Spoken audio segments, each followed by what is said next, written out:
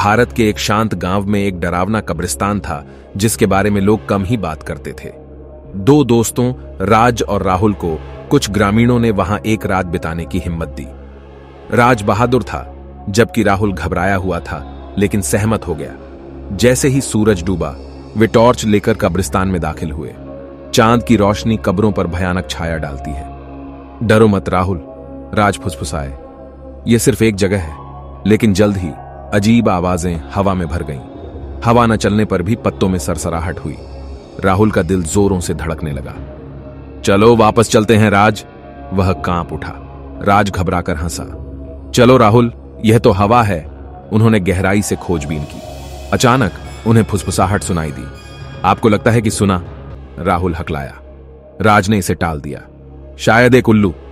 तभी उन्हें एक तहखाने के पास एक टिमटिमाती रोशनी दिखाई दी। आइए इसकी जांच करें, राज ने कहा। तहखाने का दरवाजा चरमराकर खुला। अंदर एक पुरानी लालटेन अपने आप टिमटिमा रही थी। यह डरावना है, राहुल कांप उठा।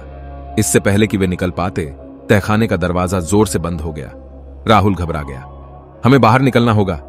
राज ने दरवाजा खींचा लेकिन वह टस से मस नहीं हुआ। हवा बर्फीली हो गई। छाया में आकृतियां हिल गईं और ठंडी उंगलियां राहुल की गर्दन को छूने लगी। वह चिल्लाया। राज की टॉर्च टिमटिमा उठी जिससे उनके चारों ओर भूतियां आकृतियां दिखाई देने लगी। उनके चेहरे पीले थे, आंखें सूनी थीं। राज और राहुल डर के मारे ठिठक गए। फिर आंकड़े गायब हो गए। तहखाने का दरवाजा चरमराकर खुला। कांपते हुए वे बाहर भागे। लेकिन जैसे ही वे कब्रिस्तान से बाहर निकले राज गिर गया। उसका चेहरा राख हो गया। राज उठो! राहुल अपने दोस्त को हिलाकर रोने लगा लेकिन राज नहीं हिला। राहुल गांव वापस चला गया। उसका दिल भारी था। तहखाने के पास राज का निर्जीव शरीर देखकर ग्रामीण उसके साथ लौट आए। राहुल उस रात को भूल नहीं पाया। ग्रामीणों का मानना था कि कब्रिस्तान शापित था। उन्होंने राज के लिए अंतिम संस्कार किया और बेचैन आत्माओं की कहानियां कानाफूसी की। इतने वर्ष बीत गए।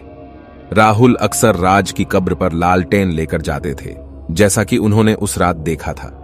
एक शाम जैसे ही उसने लालटेन जलाई राज की आवाज हवा से फुसफुसाई। मैं अभी भी यहां हूं मेरे दोस्त।